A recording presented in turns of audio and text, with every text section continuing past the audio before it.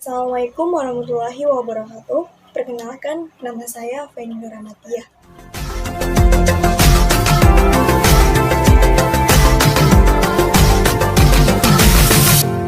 Di video kali ini, saya akan menjelaskan atau membahas tentang jenis-jenis paragraf. Nah, pernah tidak teman-teman merasa bingung tentang jenis-jenis paragraf? Kalau pernah, jangan khawatir. Di video kali ini, saya akan menjelaskan tentang pengertian jenis-jenis paragraf dan contohnya. Yuk kita lihat penjelasannya. Teman-teman semuanya, yang pertama saya jelaskan adalah jenis-jenis paragraf dan penjelasannya. Mungkin sebagian dari teman-teman ada yang tahu atau ada yang sudah paham tentang jenis-jenis paragraf. Lihat di sini ada 5 jenis paragraf atau 5 jenis paragraf.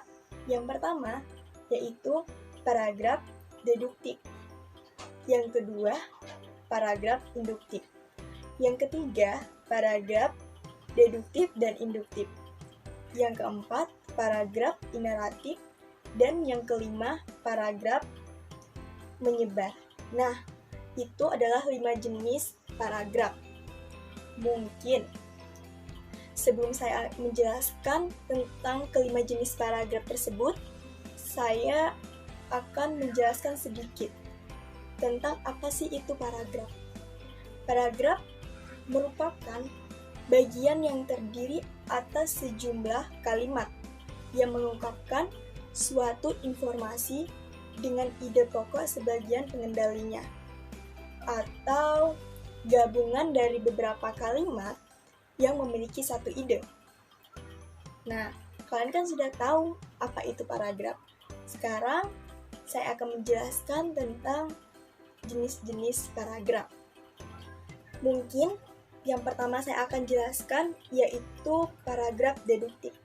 Paragraf deduktif adalah paragraf yang kalimat utamanya terletak di awal paragraf dan dilanjutkan oleh kalimat-kalimat penjelas untuk menduduki gagasan utama. Yang kedua, ada kalimat induktif.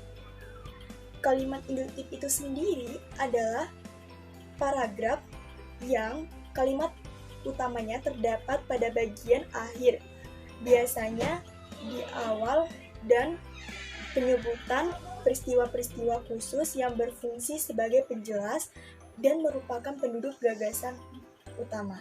Yang ketiga yaitu paragraf deduktif induktif. Paragraf deduktif induktif itu sendiri adalah paragraf yang kalimat utamanya terdapat pada bagian awal dan akhir. Ada 2 kalimat utama itu yang merupakan bentuk pengulang. Gagasan utama mempertegas informasi. Yang keempat yaitu paragraf ineratif.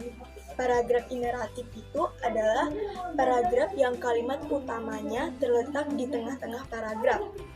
Paragraf ini diawali dengan kalimat-kalimat penjelas untuk menggunakan atau mempertegas informasi.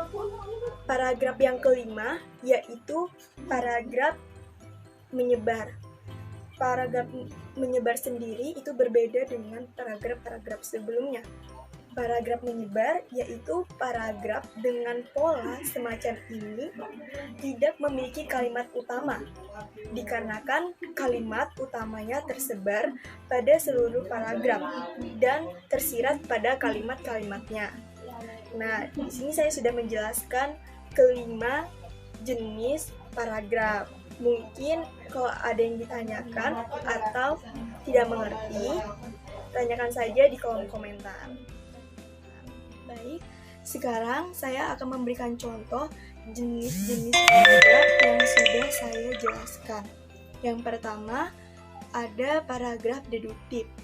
Paragraf deduktif di sini contohnya yaitu setiap orang dilahirkan dan dibesarkan di lingkungan keluarga. Jadi, paragraf deduktif itu kalimat utamanya terletak di awal paragraf. Contoh yang kedua yaitu paragraf induktif. Yang bisa kita lihat di sini. Nah, paragraf induktif itu sendiri kalimat utamanya itu terdapat di akhir paragraf, yaitu dapat kita simpulkan bahwa jahe memang mempunyai banyak manfaat. Jadi kalimat atau paragraf deduktif itu terletak di akhir paragraf karena kalimat utamanya terletak di akhir paragraf. Nah, untuk contoh yang ketiga yaitu ada paragraf deduktif dan induktif. Yaitu seperti yang bisa kita lihat, yaitu siswa mesti rajin membaca buku. Jadi, sudah seharusnya sekarang siswa rajin membaca buku. Untuk kalimat deduktif-induktif ini terletak di awal dan di akhir paragraf, karena kalimat utamanya terletak pada awal dan akhir paragraf.